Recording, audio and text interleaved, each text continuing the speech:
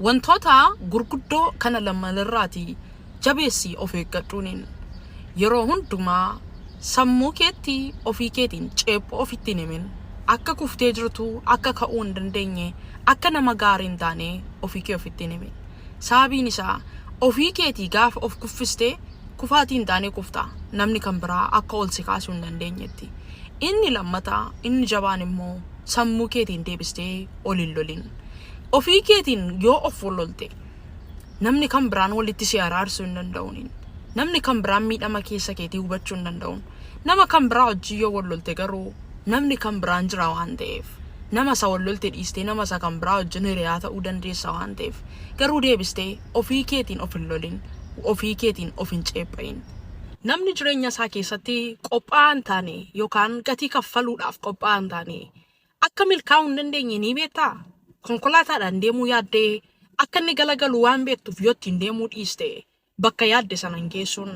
akkasumas xiyyaara yaabbattee biyya biraatti balali'uu yaaddee garuu xiyyaarri galagalee akkasi ajjeesuu danda'u yoo yaadatte yookaan riskicha yoo sodaatte galma kee ga'uu akka hin dandeenye ni beekta miti yoo akkasumas jireenya kee keessatti gammaduu qofaadhaaf hin dhama'in akkasumas gammachuu kee argachuudhaaf gatii kaffaluudhaaf qophaa'aa ta'in sooromuu qofaadhaaf qophaa'aa ta'in sooromuudhaaf gatii kaffaluun akka jiru beekiitii gatii kaffaluudhaafis qophaa'aa ta'in nama beekaa ta'uu qofaadhaafis hin dhama'in sababiin isaa beekumsi qallaalitti argamu yookaan qoosatti argamu waan hin jiraanneef beekumsa argachuudhaafis immoo gatii kaffaluun akkasirra jiru beekii qophaa'aa ta'i harmeen koo yeroo hundumaa nama duraas nama booddees hin ta'inaa nama isa gidduu ta'aa nuun jetti turteen maal jechuu akka ta'u yeroo baay'ee anaaf hin galu ture har'a ta'ee gaafa yaadu garuu wanti sun anaaf wanta guddaa gorsa guddaadhaan yeroo hundumaa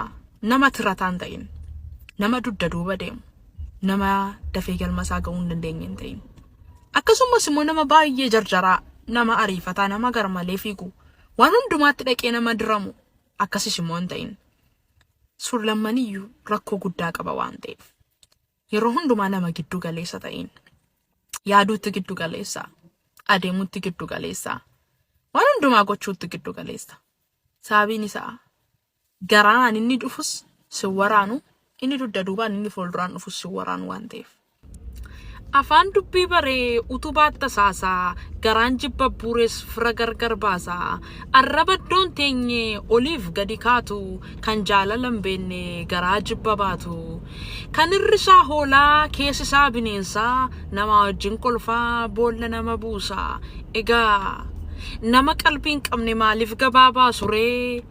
kan dhoksaan keessan teenyettis maaliif ittasaa suree sibiilli of harkaa qaban warqee ormaarra caalaa